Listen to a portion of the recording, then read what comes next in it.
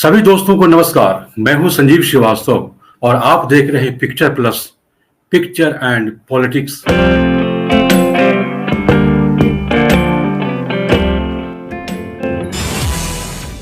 और हमारे साथ आज चर्चा के लिए मौजूद हैं प्रहलाद अग्रवाल जी। और प्रहलाद अग्रवाल जी से आज हम बात करेंगे एक खास मुद्दे पर जो कि इन दिनों फिजा में छाया हुआ है। राजनीति का बाजार गर्म है और इस बाजार में सिनेमा के सितारे भी टिमटिमा रहे हैं। तो बड़ा सवाल ये हो जाता है कि आखिर सियासत के अंगने में सितारों का क्या काम है। ऐसे कई सारे सवालों का जवाब हम जानने की कोशिश करेंगे प्रहलाद अग्रवाल जी से। और प्रहलाद जी के बारे में आप तो जानते ही हैं कि सिनेमा के बहुत बड़े इतिहासकार, विश्लेषक, साथ में समाज और राजनीति, हर विषय के बारे में उनकी बहुत ही गहरी जानकारी है, बहुत ही गहरी समझ है।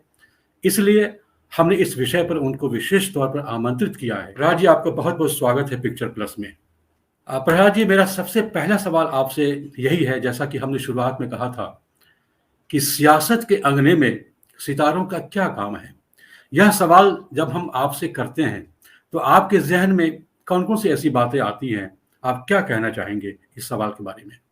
देखिए बंधु, सबसे पहले तो मैं ये कहना चाहता हूं कि सियासत के अंगने में सितारों का ही नहीं, हिंदुस्तान के हर पेशे से जुड़े हर आदमी का स्वागत होना चाहिए। और ऐसा नहीं है कि सियासत में आज पहली बार ऐसा हुआ है कि सितारों का आगमन हुआ है। सितारों से मतलब सिनेमा के कलाकार, इनका आगमन हुआ है।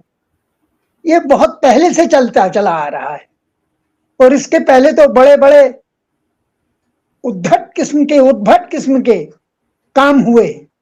जैसे देवानंद ने एक पार्टी ही सिनेमा वालों की बना डाली थी, और भी लोग आते रहे जाते रहे।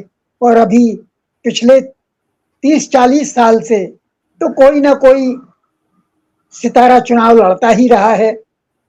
खासतौर से अमिताभ बच्चन के इलाहाबाद से जीतने के बाद उन्होंने जिस तरह से पराजित किया था,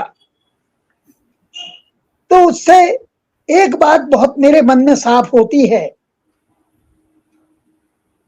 कि इस देश का प्रजातंत्र वो सुदृढ़ भाव पैदा कर नहीं सका जो नेताओं में पूरा विश्वास रखे। जब हेमवती नंदन बहुगुणा जैसा इतना पावरफुल, इतना बड़ा नेता अमिताभ बच्चन से चुनाव हार जाता है और इतने बड़े अंतर से हारता है कि ऐसा लगता है कि जैसे यथार्थ छोटा हो गया है और कल्पना बहुत बड़ी हो गई है, राजनीति बहुत छोटी हो गई है, सिनेमा बहुत बड़ा हो गया है। तो जब यथार्थ से कल्पना बड़ी हो जाती है, तब निश्चित रूप से यह मानना चाहिए कि समाज बड़ी ही विषम परिस्थितियों में पड़ा हुआ है। और आज जब देख रहे हैं कि संसार की सबसे बड़ी पार्टी ने कंगना रनावत को चुनाव में उतारा है। इसके पहले भी हेमा मालिनी से लेकर धर्मेंद्र से लेकर और कितने ही लोग हैं जो राजनीति में आते रहे। पर इनका आज तक कोई समाज पर, राजनीति पर प्रभाव देखने को नहीं मिला। पिछली आधी शताब्दी से यह क्रम जारी है, मगर किसी का भी कोई बड़ा प्रभाव देखने को नहीं मिला। और हमने जो भी देखा, लगातार मैं देखता रहा हूं, लगातार सिनेमा वालों को राजनीति में आते देखता रहा हूं। और मुझे दो नाम ऐसे हमेशा नजर आए हैं जिन्होंने कुछ किया, जिन्होंने कुछ कहा। मैं उस सवाल पर आऊंगा, आपसे आगे बात करूंगा कि किन सितारों ने किस रूप में और बेहतर काम किया है राजनीति में आकर के, समाज के लिए, राजनीति के लिए। इस बारे में मैं आपसे सवाल आगे करूंगा। लेकिन जैसा कि अभी आपने जिक्र किया, अमिताभ बच्चन का जिक्र किया, और अमिताभ बच्चन ही नहीं बल्कि और भी बहुत सारे फिल्मी सितारे राजनीति के मैदान में आए हैं। लेकिन एक बड़ी बात यह देखने को मिली है कि सितारे जो होते हैं, कि जो कलाकार होते हैं, ये आम तौर पर बड़े जज्बाती होते हैं। चूँकि कला की शुरुआत ही होती है जज्बात से, तो इनको ज़रा से भी अगर ठेस लगती है, तो फिर ये इनको राजनीति से मोहभंग भी हो जाता है। अमिताभ बच्चन कुछ सालों तक राजनीति में सक्रिय रहे, इतने बड़े रिकॉर्ड मतों से जीते, लेकिन फिर उनका मोहभंग भी हो गया। ऐसे कई सारे फ़िल्मी सितारे रहे। गोविंदा का भी मोहभंग हो गया था और उन्होंने कई बार ऐलान किया था, राम नाईक को हराने वाले गोविंदा, उन्होंने ऐलान किया कि अब हम कभी राजनीति में नहीं जाएँगे। लेकिन एक बार फिर से सियासी पारी के लिए वो तैयार हैं। तो ये एक सवाल अहम ये हो जाता है कि राजनीति में जो फ़िल्मी सितारे आते हैं, क्या वो स्वेच्छा से आते हैं या उनको लेकर आया जाता है? उनका उपयोग क्या है? देखिए, सीधी सी बात यह है कि कम से कम पिछली आधी शताब्दी में, जी, जी। पिछले 50 सालों में जी। राजनीति भी एक व्यवसाय हो गई है जी, जी, और जी। सिनेमा भी अब पूरी तरह से व्यवसाय होता चला जा रहा है। जी, जी। तो जाहिर है कि इन दोनों में आवक जावक बनी है और जी, सिनेमा वाले अपना काम जानते हैं, राजनीति जी, वाले अपना काम जानते हैं। जी, जी। राजनीति में सिनेमा वालों को, सितारों को सिर्फ इसलिए लाया जाता है कि जी, इनके नाम का उपयोग करके हम चुनाव जीत लें। जी, इसके अलावा उनका कोई उपयोग नहीं होता। जी, और जो ये स्थिति है, इस स्थिति ने सिनेमा वालों को वहां पर भी एक गुड़िया की तरह, एक खिलौने की तरह राजनीति में प्रस्तुत किया है। जी, जी। हमें नहीं लगा कि हमने कभी देखा हो कि हेमा मालिनी जी ने कभी कोई बहुत बढ़िया वक्तव्य दिया हो, या धर्मेंद्र कुछ बहुत बढ़िया बोले हों, या गोविंदा बोले हों, या राजेश खन्ना भी तो शायद आए थे। भूल जाता जी, हूं, जी, इनका कोई बिल्कुल, बिल्कुल।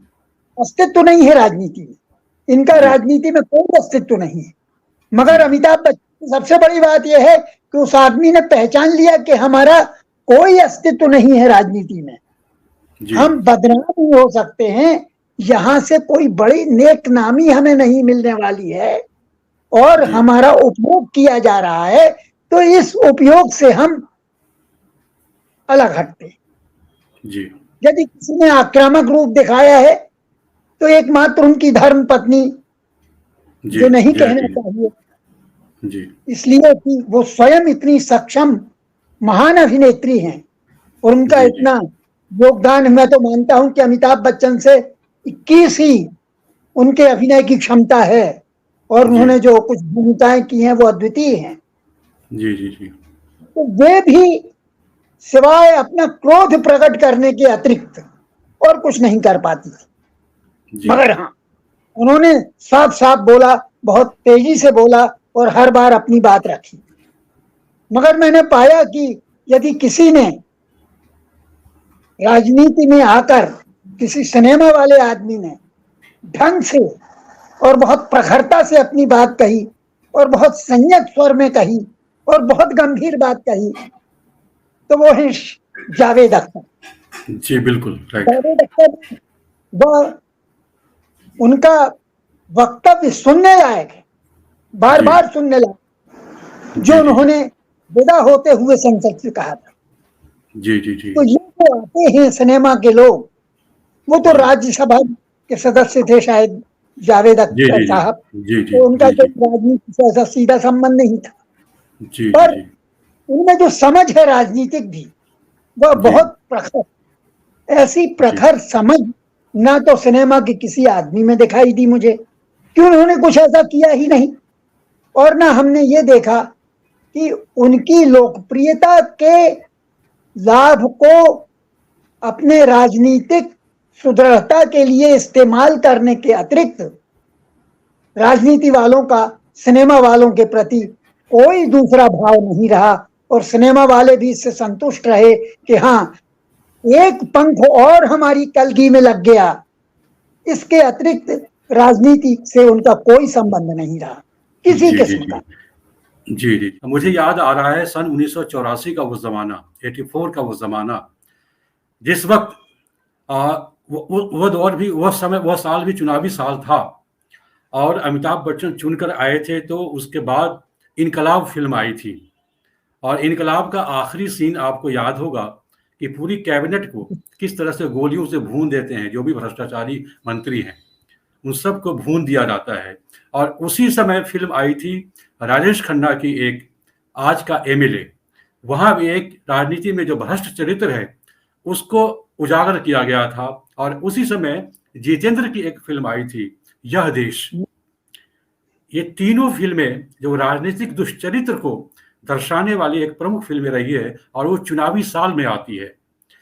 आपको क्या लगता है कि ये जो फिल्मी सितारे हैं, राजेश खन्ना भी फिल्मी राजनीति में आए, अमिताभ बच्चन भी आए, उसके बाद बहुत सारे फिल्मी सितारे आए, वे फिल्मी सितारे जो सिनेमा के पर्दे पर जिस तरीके से भ्रष्टाचार के खिलाफ एक आक्रामकता का प्रदर्शन करते हैं, समाज को बदल डालने की एक चेष्टा दिखाते हैं, लेकिन राजनीति में वास्तविक जिंदगी में आने के बाद वह केवल और केवल एक मूर्ति भर रह जाते हैं।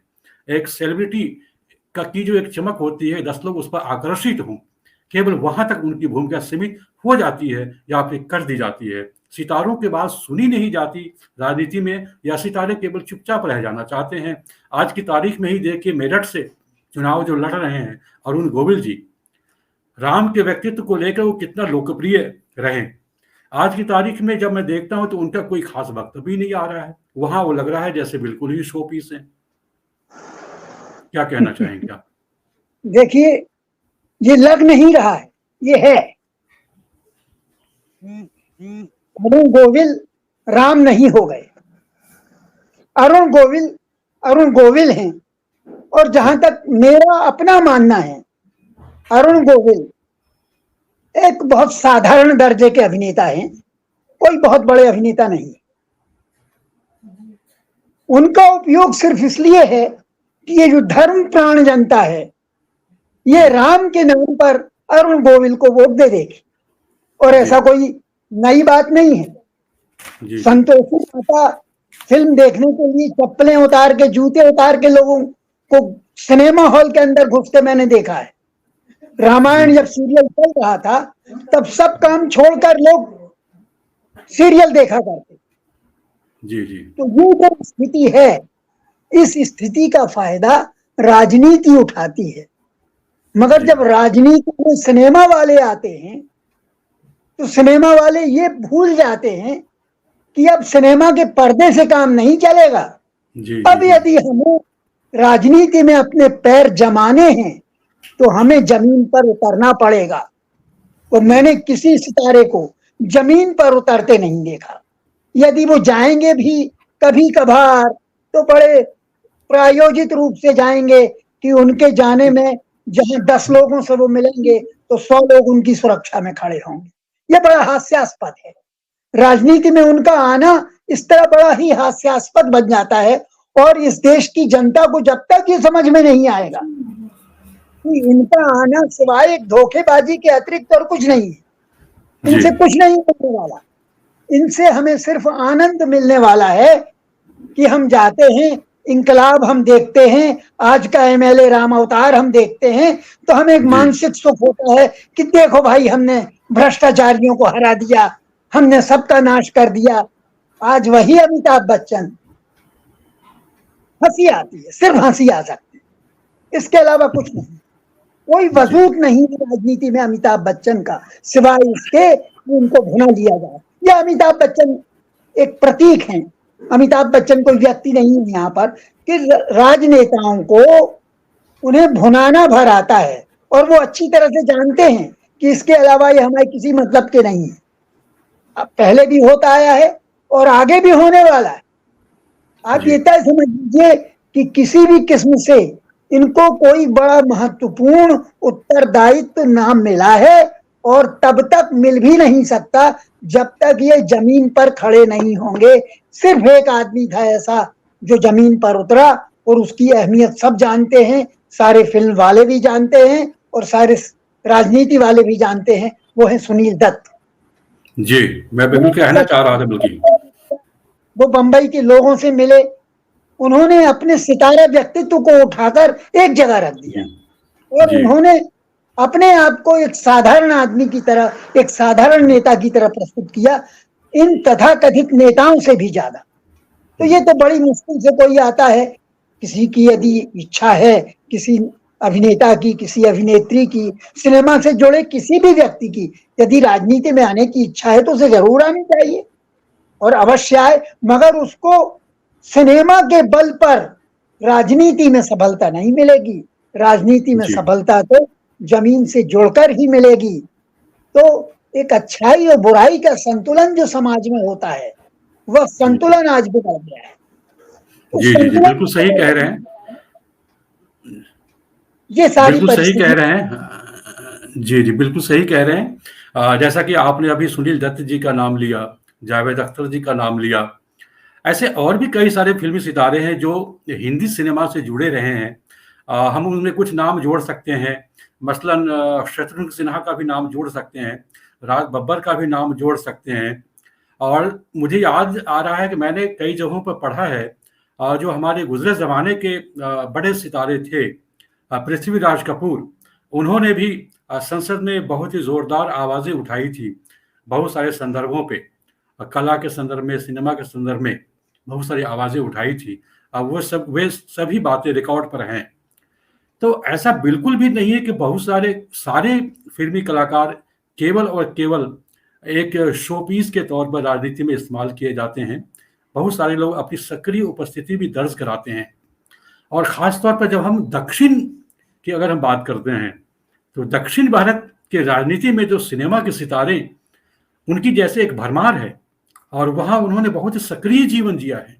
बड़े-बड़े सितारे वहाँ की राजनीति में सक्रिय है। जयललिता की बात करें, एनटीआर की बात करें, एमजीआर की बात करें, कई सारे फिल्मी सितारों की अगर बात करें, तो हिंदुस्तान के भीतर ही उत्तर भारत में कुछ ऐसी संस्कृति दिखाई देती है, दक्षिण भारत में कुछ अलग संस्कृति दिखाई देती है। ऐसा क्यों लगता है आपको? दक्षिण भारत, जो दक्षिण भारत के प्रेमी हैं और दक्षिण भारत गए हैं, जी, वो देख सकते हैं कि आज भी सिनेमा का जो वर्चस्व दक्षिण भारत में है और जो समझ दक्षिण भारत में है, जी, और जो सिनेमा के लोग हैं, आज के सबसे लोकप्रिय रजनीकांत से लेकर पीछे पीछे चलते चले जाइए तो जयललिता जी मिलेंगी, जयललिता जी के बाद एम.जी. रामचंद्रन साहब मिलेंगे, एनटीआर मिलेंगे, और करुणानिधि का जो सिलसिला चला जाएगा, और हम देखेंगे कि उन्होंने बाकायदा राजनीति को अपने सिनेमा से बड़े प्लेटफॉर्म के रूप में इस्तेमाल किया और सिनेमा की राजनीति पूरे तमिलनाडु में और फिर उसके बाद आंध्र में हावी रही है तक। जी, और आज भी दक्षिण भारत में कमल हासन हैं, जितने पॉपुलर हैं, कमल हसन भी हो सकते हैं और यानी एन.टी. रामाराव भी हो सकते हैं, सभी लोग हो सकते हैं और इन लोगों का बड़ा महत्व रहा। मगर जो हिंदी सिनेमा की पुरानी पीढ़ी है, इन लोगों ने जी अपने व्यक्तित्व को कायम रखा और ये किसी लाभ के लिए राजनीति में नहीं गए, किसी पद के लिए राजनीति में नहीं गए। ये सिर्फ जब इनसे कुछ कहा गया, पहले तो बड़ी बड़ी रैलियां होती थी जिनमें लोग जाते थे और जिनमें किसी विपत्ति के समय, राष्ट्रीय आपदा के समय ये लोग चंदा इकट्ठा किया करते थे, राष्ट्रीय हितों में बाहर निकला करते थे और सामूहिक हुआ करते थे, और वाम और दक्षिण तब तक बिल्कुल नहीं था। राजनीतिक फिल्में बनती नहीं, आदि से लेके अभी तक बनती नहीं। शांताराम जी कहूं कि ऐसी कितनी फिल्में हैं जिन्हें मैं कह सकता हूं कि वे दक्षिणपंथी विचारधारा की फिल्में हैं, परंतु इसका मतलब ये कतई नहीं है कि उन्होंने किसी राजनीतिक संदर्भ को पकड़कर उसको आगे बढ़ाने की चेष्टा की हो। मगर जब आप सावरकर पर फिल्म देखते हैं, जब आप धारा 370 पर फिल्म देखते हैं, जब आप कश्मीर फाइल्स देखते हैं, जब आप बस्तर देखते हैं, जब आप केरला स्टोरी देखते हैं, तो हम नहीं कह रहे, ये तमाम लोग कह रहे हैं, लिखा जा रहा है, पढ़ा जा रहा है, बातचीत हो रही है, लोग कह रहे हैं, सभी तरह के लोग कह रहे हैं कि यह एक प्रकार के दर्शकों को ढालने का तरीका है। और ये लोग भूल जाते हैं कि दर्शक इससे नहीं ढलते। जी जी जी दर्शक सिनेमा जाता है, उसकी सबसे पहले आकांक्षा होती है कि वह मनोरंजन की प्राप्ति करे, जी वह आनंद के लिए सिनेमा देखने जाता है। जी जी हाँ, बिल्कुल। जब कोई कटु सत्य आ जाता है तो उसको भी वो देखता है और उसकी सच्चाई को जानता परखता है। तो जी सिनेमा जहां प्रोपेगेंडा का माध्यम बन सकता है, और आज ये पहली बार नहीं है, ये प्रोपेगेंडा बहुत समय से होता चला है, परंतु इसके बावजूद सिनेमा में हमेशा विरोधी पक्ष भी प्रबल रहा है, जो आज कभी नहीं दिखाई देता। तो कुल मिलाकर आप ये कहना चाह रहे थे प्रहलाद जी की फिल्मी सितारे जो राजनीति के मैदान में आते हैं, वो एक तरह से उपयोग होने के लिए आते हैं, और उन्हें कई बार ऐसा लगता होगा शायद, ये मैं कह नहीं सकता कि उनके मन में क्या आखिरी बातें चल रही है, कि अब जबकि सिनेमा में उनका बहुत ज़्यादा कोई उपयोग नहीं रह गया, तो शायद समाज के दूसरे किसी क्षेत्र में अब उनकी कोई उपयोगिता दिखाई दे। लेकिन ख़ास बात यह है कि जो फ़िल्मी सितारे राजनीति के मैदान में चले भी आते हैं शायद ऐसी इच्छा करके, तो यहाँ आकर के भी वो कुछ बहुत बड़ी क्रांति नहीं कर पाते। क्या कुछ ऐसा कहना चाह रहे थे आप? हाँ हाँ, क्रांति क्या, यहाँ आकर उनकी भूमिका लगभग एक शोपीस की होती है, और यहाँ उनका सामाजिक अस्तित्व लगभग शून्य होता है, और वे सिर्फ समाज में और सिनेमा में भी अपना वर्चस्व कायम करने के लिए अपना ताकत, अपना जैसे बाहुबली होते ना, तो जी, अपना जी। बाहुबली, तो वो सिनेमा में बाहुबली बने नजर आना चाहते हैं। इसके अलावा उनका कोई महत्व नहीं है, किसी किस्म का महत्व नहीं है। और जब जी, तक वो समाज के साथ नहीं जुड़ेंगे, जो कि आज जी, लगभग नितांत अभाव है, कोई जी, समाज के साथ नहीं जुड़ना पा चाहता, कोई पत्रकार से तक कोई नहीं मिलना चाहता, और सबके पत्रकार तय हैं, वो आते हैं उनको फोन पर, और जैसे प्रचार सामग्री होती है उसी तरह जी, से सिनेमा जी, की प्रचार सामग्री होती है। जी, तो जी, ये जी। तो पहले मेरा बहुत लोगों से बहुत संपर्क था और बहुत लोग होते थे, मगर पिछले 5 सालों से 4 सालों से, खासतौर से कोरोना के काल से, उसके बाद तो मैं देखता हूं कि जो बंबई का फिल्म जगत है वो लगभग अधमरा पड़ा हुआ है, और जी, जो जी, बाकी बिल्कुल, थोड़ा बिल्कुल। बहुत कमी है, वो कमी फिल्म वाले ही एक दूसरे से लड़ झगड़ के पूरी किए दे रहे हैं। और जो जी, सबसे बड़ी बात, जिसको मैं परिवारवाद, ये एक ऐसी विचित्र किस्म की बीमारी है जिसको मैं जी। सुनता हूं और मुझे हंसी के अलावा कुछ नहीं आता। अरे हुँ, इंजीनियर का लड़का इंजीनियर बन रहा है, डॉक्टर का लड़का डॉक्टर बन रहा है, प्रोफेसर का लड़का, मैं देखता था, मैं प्रोफेसर था साढ़े हुँ, तीन दशक 4 दशक में, हुँ, महाविद्यालय में बच्चों को पढ़ाता रहा। मैंने देखा कि मेरे विभाग के ही हुँ, जितने प्रोफेसर आए उनके बच्चे जो हैं वो प्रोफेसर हुँ, बन गए, जी, वो ही फर्स्ट आ रहे हैं। तो ये हुँ, जो बिगड़ा हुआ समाज है, ये बिगड़ा जी, हुआ समाज जब हुँ, तक राजनीति सुधारेगी नहीं, जब तक जी, जी, इसकी लेवल पर लाने के लिए, लोगों को जी, जी, समझाने के लिए कि देखो जी, इससे आपका फायदा नहीं है, नुकसान है, और इस नुकसान से बचिए, और ये नुकसान जी, आपको तो हो ही रहा है, हमें भी हो रहा है, और सबसे जी, बढ़कर देश को हो रहा है। जी, इस देश में जो आपने अभी बात की थी उत्तर दक्षिण की, ये दो ध्रुव जी, कैसे बने? जी, ये हिंदी सिनेमा था, जिसे मैं कहता हूं ये हिंदुस्तानी सिनेमा है, हुँ, इसने पूरे मुल्क को बांधा है। मैं जी, पूरे पूर्वोत्तर में मैं गया, आसाम और शिलोंग, यहाँ तमाम जगह पर मुझे जाने का मौका मिला, तो मैं गया, वहां पर भी पुराने फिल्मी गाने, पुराने हिंदी सिनेमा के गाने खूब गुनगुनाए जाते हैं, लोग गाते हैं, अपने अपने ढंग से गाते हैं। पश्चिम बंगाल में तो मैंने, खासतौर से कलकत्ता में तो मैंने हिंदी सिनेमा के गानों के प्रति बहुत ही उत्साह और बहुत ही क्रेज देखा। और दक्षिण भारत में भी गया तो वहां पर भी हिंदी सिनेमा लोकप्रिय भले ही ना हो, मगर उसके गाने आज भी बहुत गाने लोकप्रिय, गाने मगर बहुत उसके लोकप्रिय हैं। सिनेमा भी देखते हैं लोग, हिंदी सिनेमा के प्रति भी वहां अनुराग है। ये अनुराग दूसरी भाषाओं के सिनेमा से हिंदी भाषी प्रदेशों में नहीं मिलेगा, जी, क्योंकि जी, इसकी पहुंच नहीं है इतनी बड़ी। जी, और जी, इस पहुंच के कारण जो आज फायदा होना चाहिए सिनेमा का राजनीति को और राजनीति का सिनेमा को जी वो बिल्कुल नहीं हो पा रहा है। सिर्फ अपने अपने लाभ के लिए या अपने अपने क्षुद्र स्वार्थों के लिए, जिनका कोई बड़ा मतलब नहीं है, जो अर्थहीन है, उनके लिए पूरी तरह से विक्षिप्त लोग सिनेमा से राजनीति में आते हैं।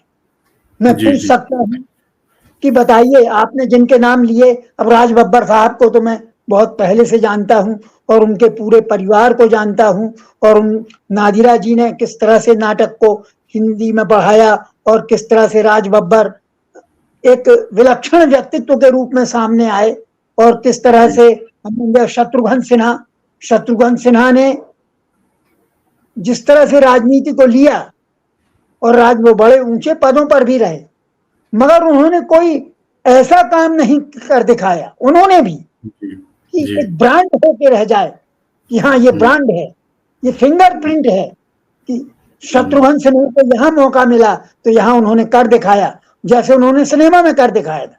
ये बहुत बड़ी जी बात थी कि इतना जी लोकप्रिय खलनायक होने के बाद कोई उतना ही लोकप्रिय नायक बन जाए, क्योंकि जी हमारे ढांचे अलग अलग बना के रखे।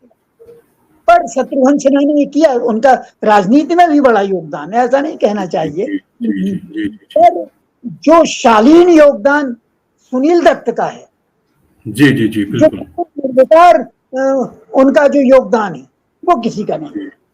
वो जी एक अलग ही चीज है, वो एक अलग ही मिसाल, उसको आप मिटा नहीं सकेंगे, उसको इरेज नहीं किया जा सकता। जी और जी वो सबसे प्रखर व्यक्तित्व निश्चित रूप से सिनेमा में फिल्मी दुनिया से हुए, और उन्होंने सचमुच वो काम किया जो उनकी पत्नी ने सिनेमा के लिए और समाज के लिए किया। वो पति पत्नी समझ लीजिए कि फिल्मी दुनिया के, हिंदी सिनेमा संसार के सबसे आदर्श पति पत्नी के रूप में हम उन्हें देख सकते हैं। और उन्होंने, नरगिस दत्त भी राजनीति में आई, मगर वो राज्यसभा की सदस्य थी और राज्यसभा की जी सदस्य के रूप में आई, और उन्होंने भी बहुत गहरी बातें की, उन्होंने भी बहुत संवेदनशील बातें की। तो राजनीति में बेहतर कर सकते हैं और बेहतर करना चाहिए, मगर जी अभी ऐसे उदाहरण बहुत कम हैं, चंद हैं, जी जी जी उंगलियों पे गिने जाने लायक। जी जी जी बिल्कुल सही कह रहे हैं। और आपकी इन्हीं बातों के साथ हम इस वीडियो को समाप्त करते हैं। लेकिन कुल मिलाकर ये बात समझ में आती है कि जो आज जो फिल्मी सितारे राजनीति के मैदान में आ रहे हैं, उनको कहीं न कहीं यह ज़रूर समझना चाहिए कि सिनेमा के पर्दे पर जिस तरीके से उन्होंने अपनी उपस्थिति बनाए रखी, एक सक्रिय उपस्थिति बनाए रखी, अपनी चमक बिखेर के रखी, अपना एक प्रभाव पैदा किया, वहाँ एक अपना व्यक्तित्व का निर्माण किया। अगर वे राजनीति में आ रहे हैं, समाज सेवा के क्षेत्र में आ रहे हैं, तो अपने उन्हीं सिनेमा जगत के कुछ पूर्वजों को याद करते हुए, उस परंपरा को याद करते हुए, मसलन पृथ्वीराज कपूर को याद करते हुए, सुनील दत्त को याद करते हुए, नरगिस दत्त को याद करते हुए, ऐसे कई सारे फिल्मी सितारे, दक्षिण के फिल्मी सितारों को देखते हुए अपनी उपस्थिति, अपनी पहचान को राजनीति में भी बनाए रखें। वह केवल एक जीत के दावेदार, एक जीत के उम्मीदवार के तौर पर केवल राजनीति में शामिल न हो। बहुत बहुत धन्यवाद प्रहलाद जी, आपसे बातचीत करके बहुत ही अच्छा लगा, आपको बहुत ज्ञान मिला आपसे, बहुत धन्यवाद। हम फिर किसी विषय पर चर्चा करेंगे, बातचीत करेंगे, और देखते रहिए पिक्चर प्लस यानी जिंदगी का बायस्कोप। नमस्कार।